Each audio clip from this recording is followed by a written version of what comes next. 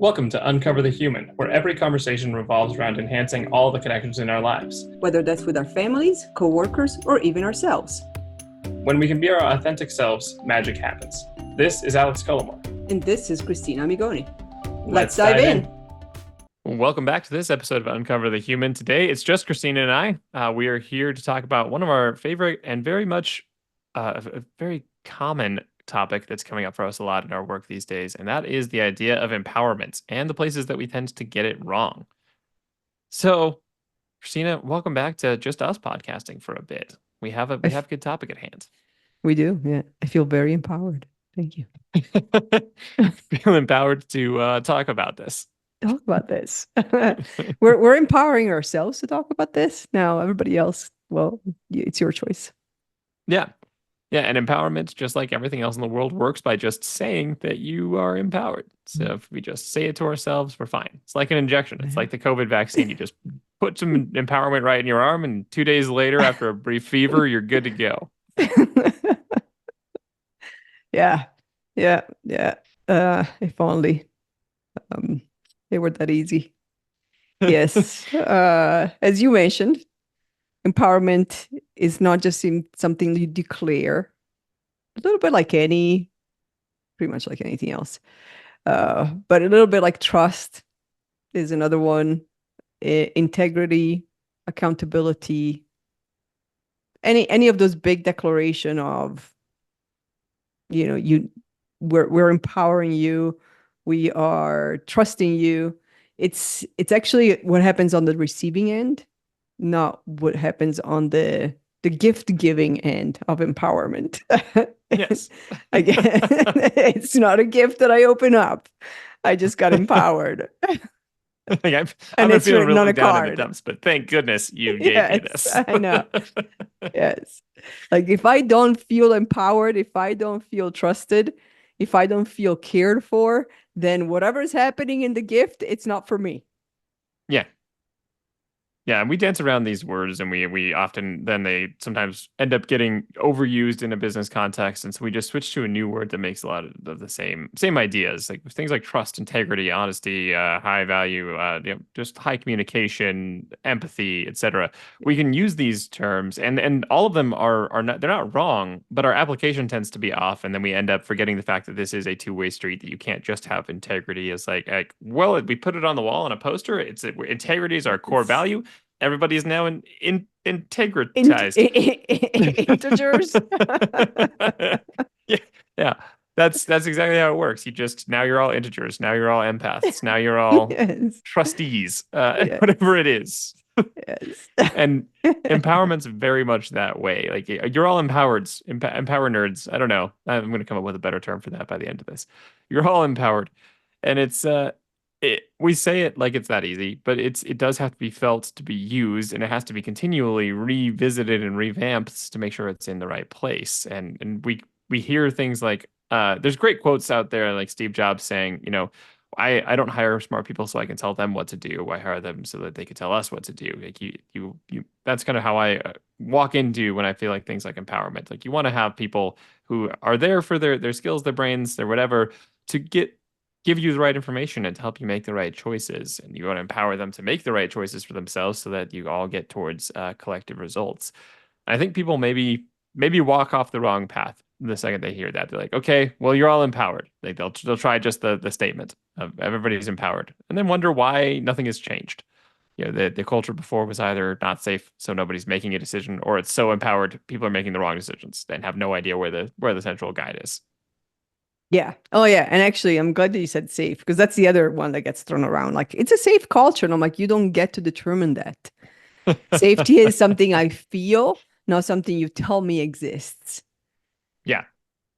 Yeah, this is very much one thing we've joked about. I think it was one of our earlier, very early podcast guests. I think it was Dave Needham, but he talked about he would go facilitate things, and he'd go back and his wife would be like, well, how did it go? And he'd be like, I can't tell you. That's for the students to decide. I can feel like it went great, but did the information come across? Is it something that's usable? Like, no, I don't get to decide that. And so you don't get to decide that people are empowered. People have to feel empowered, and it has to be safe. And safety is definitely one of those. We're safe. Everybody can trust everybody here. Like, well, if the actions don't back that up, I guarantee you they don't.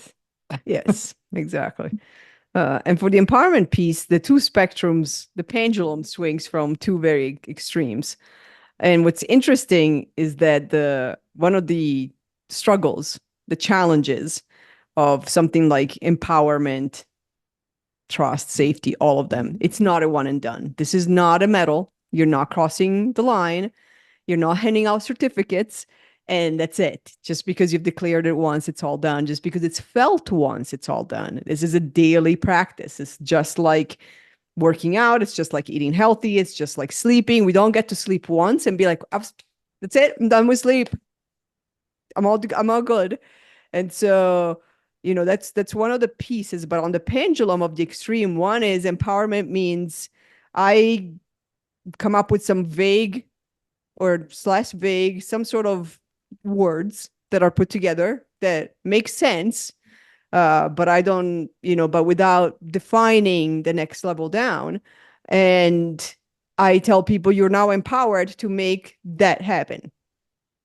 And I abandon them, effectively abandon them from actually relating with that North Pole is and how we're going to get there and what's needed to get there and what's expected of them in order for us to get there.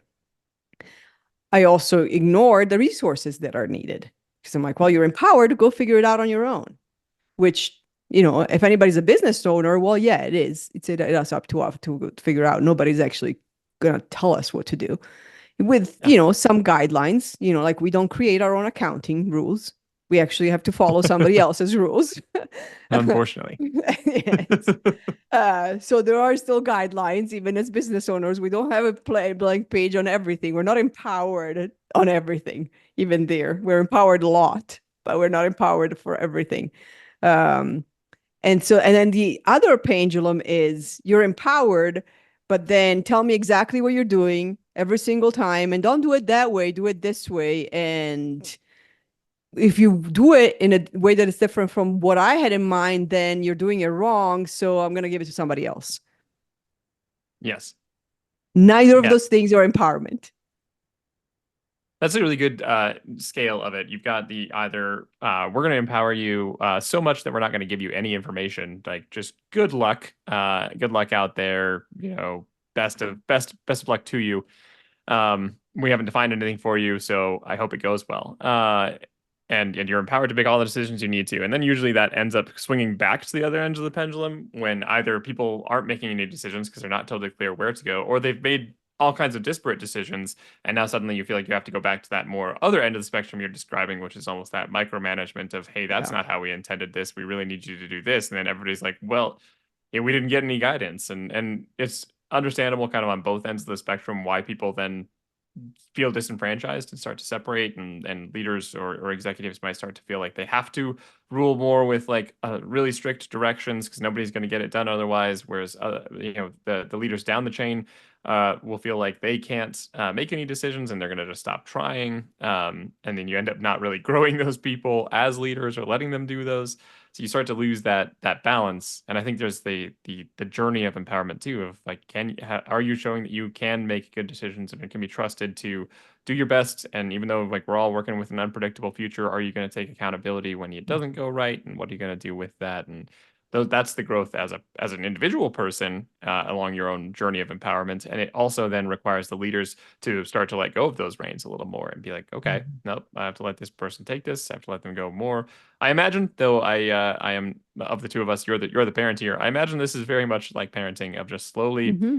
they grow. You have to they now can take on more responsibilities. It's not like they're all just static. Ideally, they are continually changing and growing their ability to be responsible, and you have to be willing to let that go as that happens.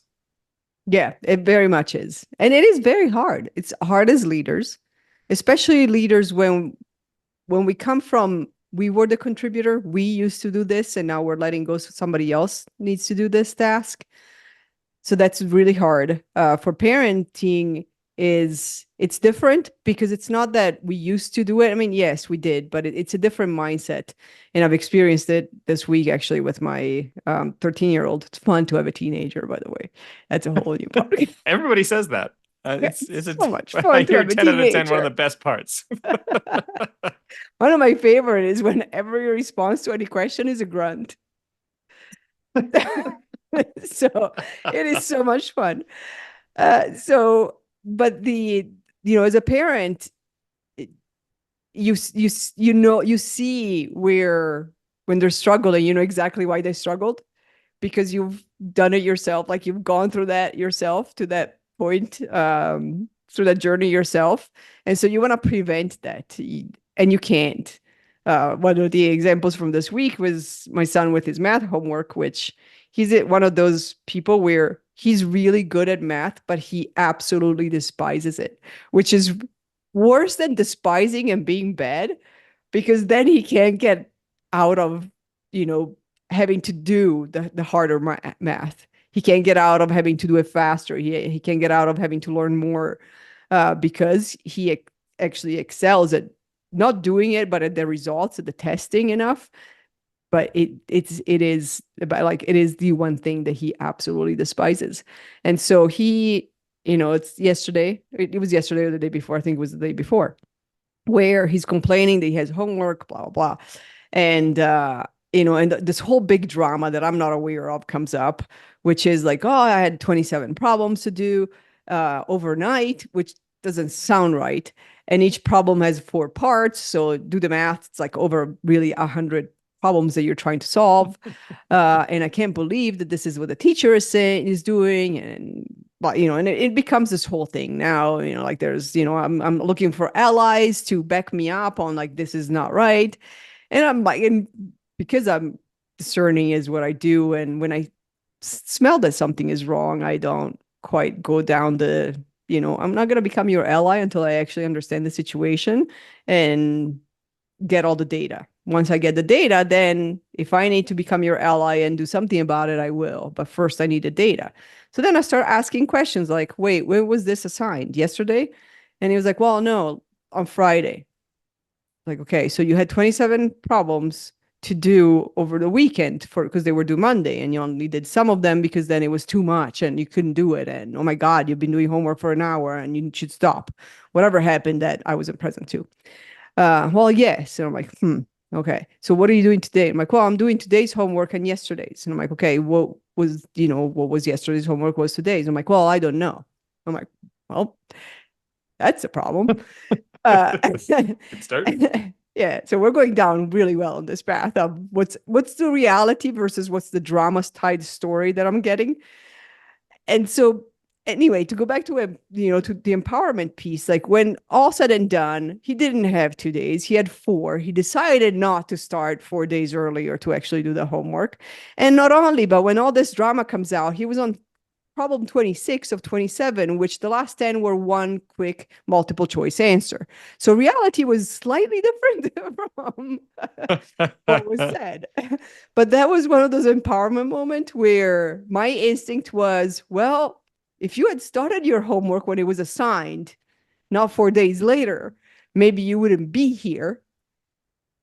And that's where, as a parent, like I struggle with not telling them what I would have done, which is don't start an hour before you go to bed on the last day of 4 to do all Mhm. your homework.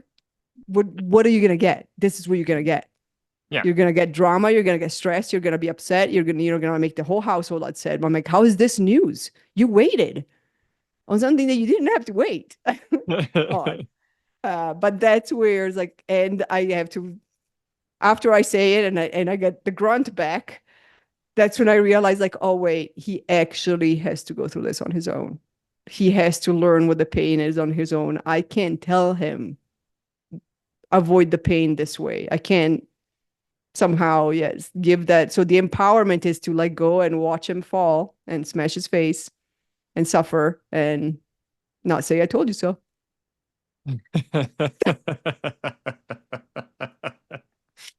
The hardest part of later stage parenting and most of leadership is Yes. the not saying I told you so portions. Yes, Uh, that's a indeed. really good illustration of the dynamic of learning to let go and having that empowerment. Empowering Hmm. in that gathering the research of what am I empowering on? Do they have what they need to have? Yes. One thing we'll see often in companies is people being like, well, I'm just not sure, where the line is. Like where my role ends and where somebody else's Hmm. role begins, or what how much I can say or do, and so they then it if you listen to that at face value, then it does generate all of the standard questions of like, do you feel empowered here? Are there this? And people don't tend to answer those honestly, not because they're trying to hide them so much as I think it's a lack of understanding of what is possible, as well as how much they can push back. And since there's kind of this continual discomfort of pushing back on people who have your job in their hands, and can let you Hmm. go wherever, Yes. um, it ends up kind of feeding that cycle. And even when people have good intentions, it's easy to lose that track and not do the research and find the data of like, okay, what when you say you don't feel empowered, what does that really mean? And what behaviors might I be exuding that will contribute to that? And okay, and where at what point is this a lesson that you just have to learn? And at what point is this something that I should guide? And if it is a lesson they have to learn, then it's the next step of like, how do I become patient enough to let that happen, to help pick them up when they have fallen and smashed their Hmm. face, uh, Yeah. and Yeah. just say, yep, okay, so what are we going to learn here? Hmm. And help raise that awareness, and hopefully that's a productive conversation. Although not unlike teenagers, it's likely to be met with some grunting. Yes. Yeah, the grunting will probably be the same, but it is true because that's the tendency. It's like, oh, now that I've seen how you've handled this, I could come in and micromanage your homework and actually, Mhm. maybe not let go as much as I have been, which is, maybe I should stay informed with what are you supposed to do every night and are you getting it done? But then I veer away from that, like that's when my like, well, no, I could do that. It's gonna make our relationship harder. And is he going to feel empowered? I mean, yeah, he probably that empowering in math is probably not where he goes, but is he gonna learn what he needs to learn? So is he gonna be empowered to learn what he needs to learn? And he's probably not, because then he's gonna be expecting the micromanaging for any type of homework all the time. Yeah. Or and transfer that into the next stages of life, which is like, well, Yes. what am I supposed to do here? What am I supposed to do here? What Yes. am I supposed to do here? Instead of developing Yes. the critical thinking skills of like, okay, Exactly. well, how do I make a decision about how I'm going to use my time, and Yes. understand that just whatever Yeah. consequences come from that, I can predict somewhat and do something Hmm. with. Yeah. And I can choose. I'm now a choice as I am choosing to procrastinate on this, knowing that it will be painful when I finally get to it. Or I can choose to procrastinate on some things because they're not quite as painful and there's not bigger consequences. Or, I can choose, but it's that choice. The empowerment is to give enough resources and information as a leader and a parent to then allow for that choice to happen and to be there. So part of the, hey, I'm struggling is like, okay, now it's time for me to jump in and not just say, you're empowered, figure it out on your own. Yeah, and that means, I just like this analogy. That means keeping the long term and short term goals, Mhm. in top of mind. It's very easy in the workplace, especially when people are going to be moving between workplaces, and people are going to, they're going to feel like that things are out of their control at times, and at times it will be out of their control. There will be decisions that won't be they won't have a choice in. And it can be very easy to fall into just firefighting mode of like, okay, I don't know what's going to go on with the bigger picture. I don't know where we're going to go long term, but right Mhm. now I can do that. In the parenting Yes. analogy, that might be, okay, I'm going to make sure that all the homework assignments are done. But if that might lose track of the long term vision of, I'm working to raise somebody who has the ability to make these decisions for themselves in the long term, and this is Mhm. part of the process, is learning that. And what better place than middle school, when there's very low consequences, uh, Exactly. to start to figure that out and start to learn that, you're going to have to take some of the responsibility on your own. And yeah, you will suffer some consequences when stuff happens, and that's part of life. We're going to just have some stress, and it's hard to do that in the workplace, and it's hard to do that in general, because that's experiencing hardship, and it's kind of forcing us to do that, or forcing us to watch people as leaders go through that hardship that we would sometimes just really rather they not have to experience. And that's really, Yeah. it's painful to watch. And we have to have that stepping back and seeing both that longer term goal and the shorter term goals. Like, yeah, we do have to put out these fires, but if I put out all these fires, I'll be exhausted, or they Hmm. won't ever learn how to fight fires, or that, at some point, then we have a different problem on our hands. So which problem are we really solving? And Yeah. when do we have the time to give the empowerment and do the growing Mhm. of the person? And when do we have the, okay, I'm sorry, this is just has to happen right now. You're just gonna have to listen to me on this one, and be willing to let that go. And Mhm. that's a big test of trust in the relationship of Yes. whether we can trust that the person is stepping in at the right time, even if it rankles us, and whether they are and that they are stepping back when it no longer is an emergency. Yeah. Yeah, definitely. And the piece is that, well, it's probably easier for most of us to go into the micromanage, the pendulum, and talk like, I'll do it for you, or I'll do it, I'll figure all things out. I'll go fight the fires for you, or I'll figure out, how to get you, how to be there and do it every single time, every step of the way, especially when we go into leadership positions and we're used to being the ones that used to do it. And so it's much easier to let go on and see something done differently and accept that just because it's done differently doesn't mean it's wrong. And if it's wrong, if the consequences are not that high, then let it be. So those are the pieces of letting go. And so how do we go from I'm doing everything for you and with you, and I'm gonna be there micromanaging you, to I am not completely letting go, but I give you enough so that you can actually feel empowered. So you actually are empowered. That's the piece that it's nebulous, because there's a lot of like, well, I told you to get to just go hike a 14er. Why aren't you on top of a mountain? But you didn't tell them where the mountain was. And you didn't make sure that they had the equipment. And they were not told by when they needed to be on top of the mountain. And you didn't consider the environment and the fact that they are now trying to build a boat on the beach. So they're supposed to do, which one are they supposed to be doing? So that's the piece where the empowerment needs to come with clarity. It's not an excuse for lack of clarity. It's not an excuse to say, this is, Alex, go write a book. Okay, what am I writing a book about?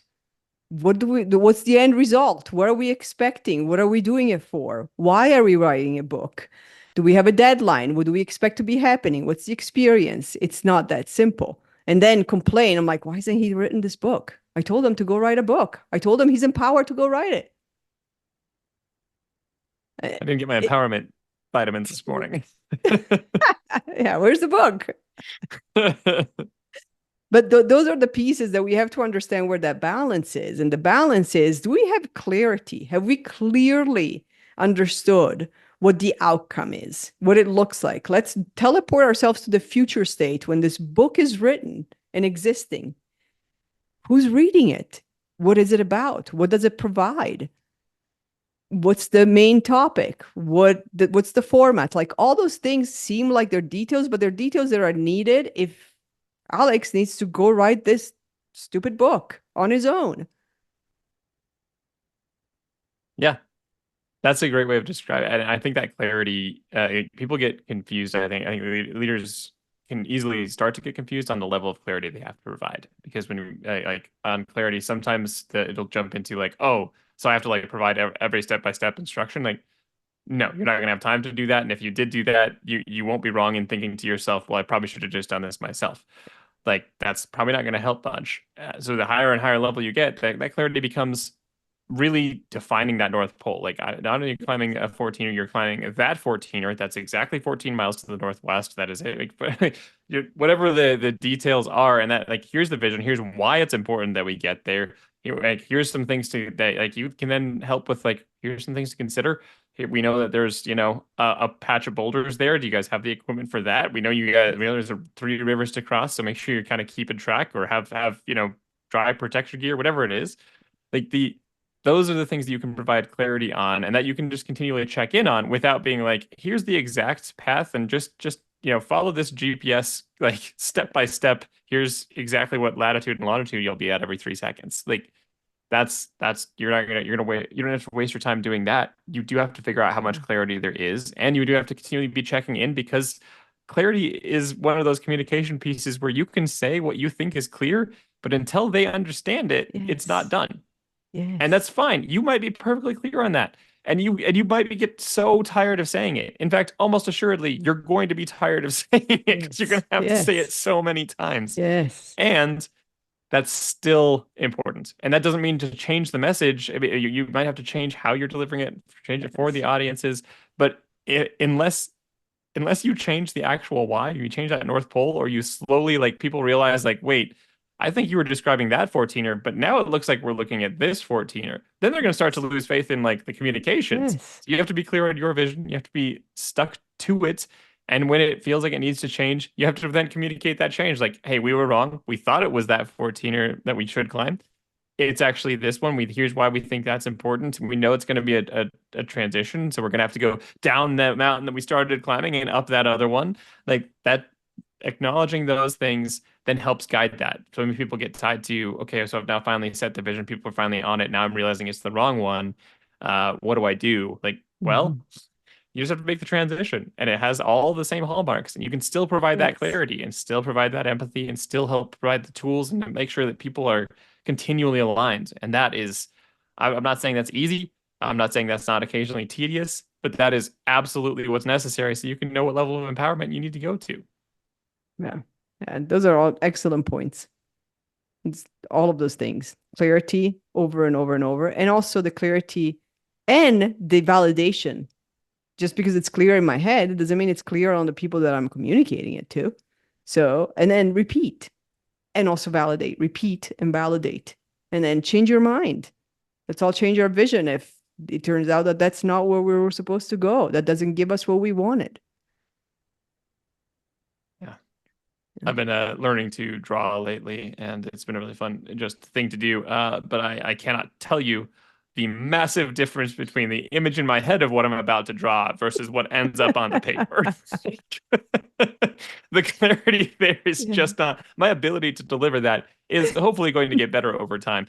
And that being said, that's the end of that's where communication goes. It can be crystal clear in our head why we want to do Yes. this, and usually, especially in giant companies, like you'll have a leadership team that will have been defining this vision for enough months that it all feels very clear to them, and the communications they've started to generate, hopefully before they actually start to give them, they feel clear, they feel aligned to the message. That's great. You do have to give people time to cognitively catch up to that and that clarity there. So even if Yeah. they're empowered, even if they felt empowered from other changes, you still have to do this the next time. And that's where we get back into that idea that this is a practice. This is something that you're going to Yes. have to do day in and day out.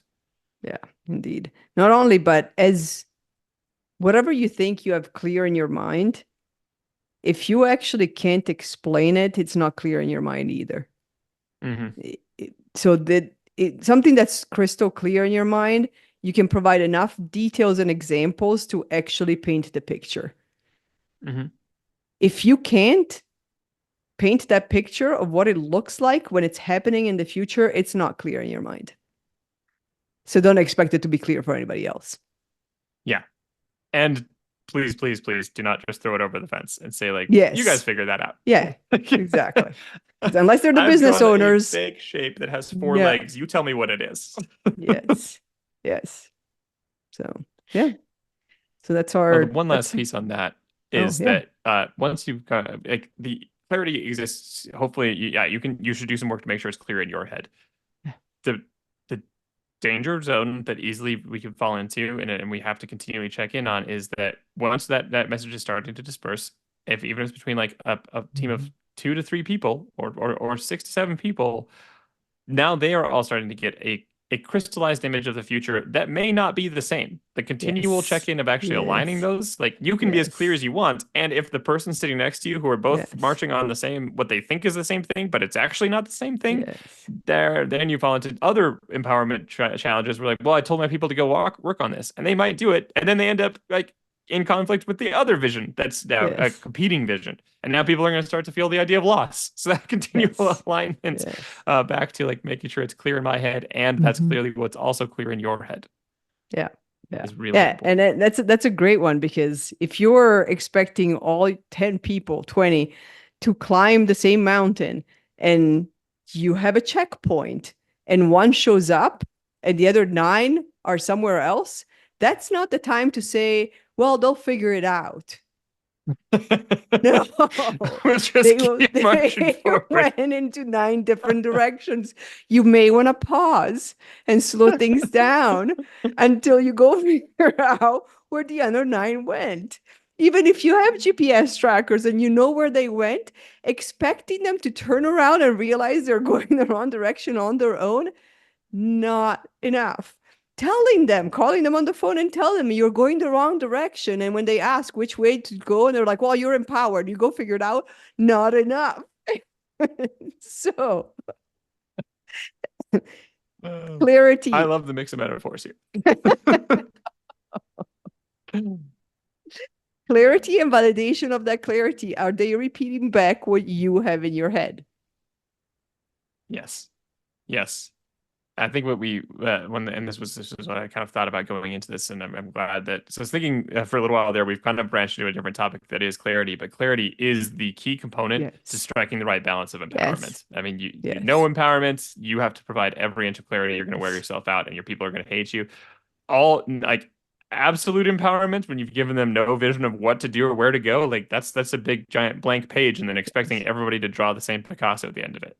Exactly. Yes. Yes. Absolutely. Yeah. Empowerment without clarity, it's anarchy. It's not empowerment. Yes. So then expect Yes. anarchy. And when there are 10 people on 10 different mountains, then call it success because that's the clarity they got. And empowerment, just to take the step that you've laid out, is dictatorship. So Yes.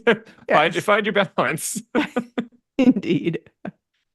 And that balance Yes. is clarity. Yep. All right. Hope this was clear. We'll find out. We'll find out. Thanks everybody for listening. Thank you.